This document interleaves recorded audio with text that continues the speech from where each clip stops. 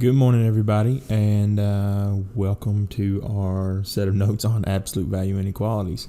I am actually kind of pleased. Over the past couple of days, I have received not a lot, but some homework from some of you that have not been submitting anything at all during this time. And I'm very grateful that you all are doing that now, and I hope that we can increase those numbers. We just have a week and a half left of school. So, and I know some of you are still planning on, hey, they're just going to give us a passing grade. That has not been discussed, I swear, not one time. I'm waiting to find out how we're going to put in these grades where some of you have not put in the homework. If they go in as zeros, it's going to really, really hurt. Even if they go in as partial credit, it's going to hurt. So, I do encourage you guys to please look back, go into Infinite Campus. If you see a blank or a zero, then that means you have not turned it in, or if it's a zero, it means it was not turned in while we were actually physically in school, and you need to get those assignments and get them to me. I will change those scores. We will plan on having a Zoom class today at 1 o'clock. The more that I think about it, it's just going to be a matter of if you guys want to have one. That's what we'll leave it at, because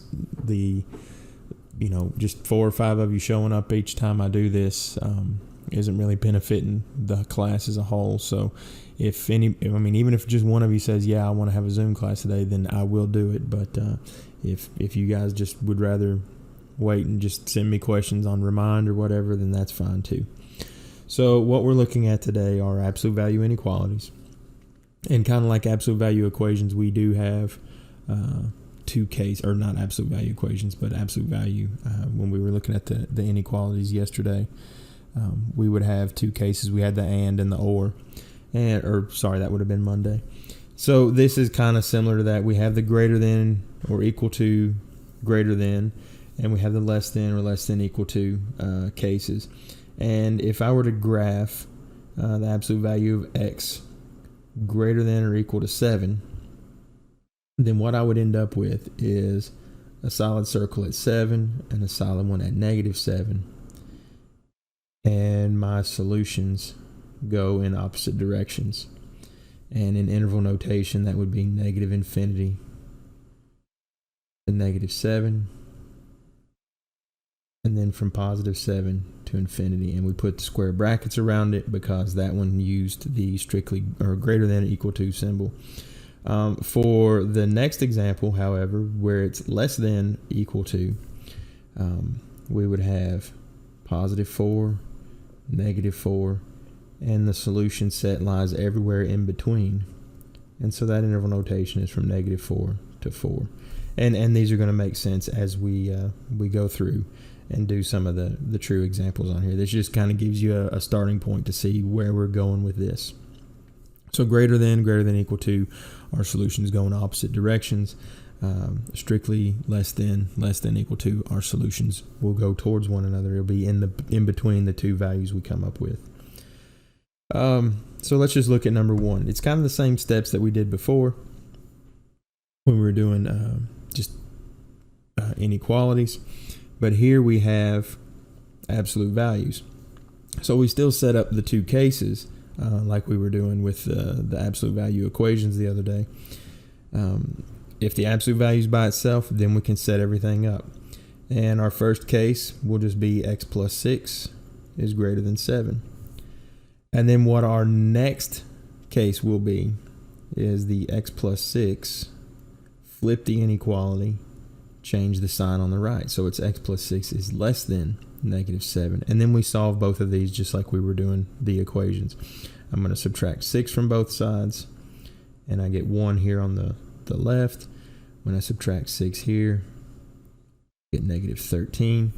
And when I plot these on the number line, at +1, it's an open circle because it's strictly greater than.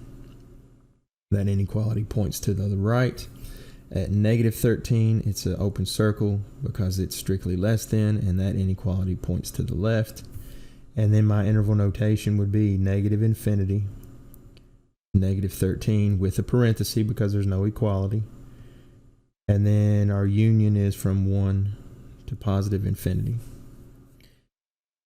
Let's look at number 2. With number 2, the absolute value is by itself, so we can set up our two cases. The other case is flip the inequality, change the sign. First thing we're going to do is add 3 in both cases. So 2v is less than 22. 2v is greater than negative 16. And then we divide everything by 2. So we have v is less than 11. V is greater than negative 8. So on the number line, we have negative 8 and we have positive 11. Sorry, that should be an open circle. And this is a less than equal to situation. So you can see that v is greater than negative 8, so it moves to the right, and then v is also less than 11 and it moves to the left. So our solution set is everything in between negative 8 and 11. And in interval notation, we'd get negative 8 and 11, both with parentheses because there is no equality. So first example was greater than, the solutions go in opposite directions. Second example is less than, the solutions run towards one another. We'll skip over to examples 7 and 8, and then I'm just going to go ahead and call it a day there because these aren't too terribly difficult. But again, if you do have difficulties, you please understand that you can get a hold of me and I'll answer your questions. With number 7, the first thing we want to do is divide everything by negative 10. So when we divide everything by negative 10, remember, we divide by a negative or multiply by a negative, we have to flip the inequality. So now we have the absolute value by itself. So we can set up our two cases. And our other case is 2r minus 1. Flip the inequality, change the sign, and then we solve. So we add 1 to both sides, and we're going to get 2r is greater than or equal to 7. We'll add 1 here, and we get 2r is less than or equal to negative 5. And then we divide everything by 2. R is greater than or equal to 7 halves. R is less than or equal to negative 5 halves. Now, if you wanted to write those as decimals, you could. 7 halves is the same as 3.5. Negative 5 halves is the same as negative 2.5, if it helps you to find these values on the number line. In both cases, we do have equality, so these will be closed circles. So at 3.5, we have a closed circle. At negative 2.5, we have a closed circle. And this particular problem started out, let me write this down a little bit better, as a less than equal to. And so that's, you would think, okay, well, the solution should run towards one another. But if we look at our individual solutions, for this first one, r is greater than or equal to 3.5. So it's everything greater than or equal to 3.5. The second one is r is less than negative 2.5. So it's everything to the left. The reason for that change happened when we did the division by negative 10.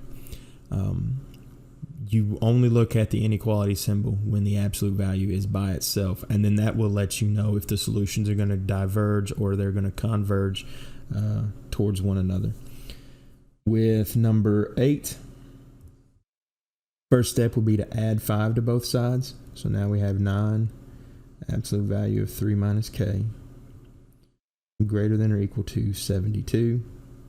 Divide everything by 9.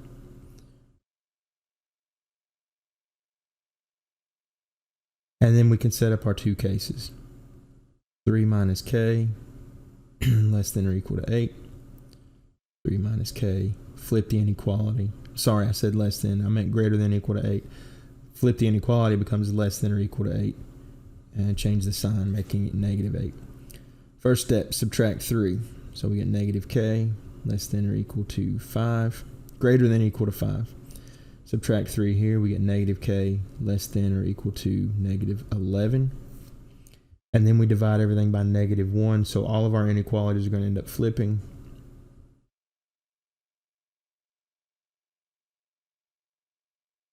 And on the number line at -5, it's a closed circle because of the equality. At +11, it's a closed circle because of the equality. And again, this one we started out with greater than, so we would expect our solutions to go towards one another. We didn't do any division by negative value, so when we got to the point where our inequality had the absolute value by itself, we still see that we maintained the greater than symbol. So that's why our solutions in this case are going to diverge. And in interval notation, we would have -infinity to -5 with a bracket, and then 11 to infinity with a parenthesis. I forgot to do that on example 7. We have -infinity to -2.5, again with a bracket because of the equality, and then from 3.5 to infinity. And that's how you do these absolute value inequalities. Again, if you have questions, please ask. I'll be happy to answer them, and I really do hope that everybody's doing well.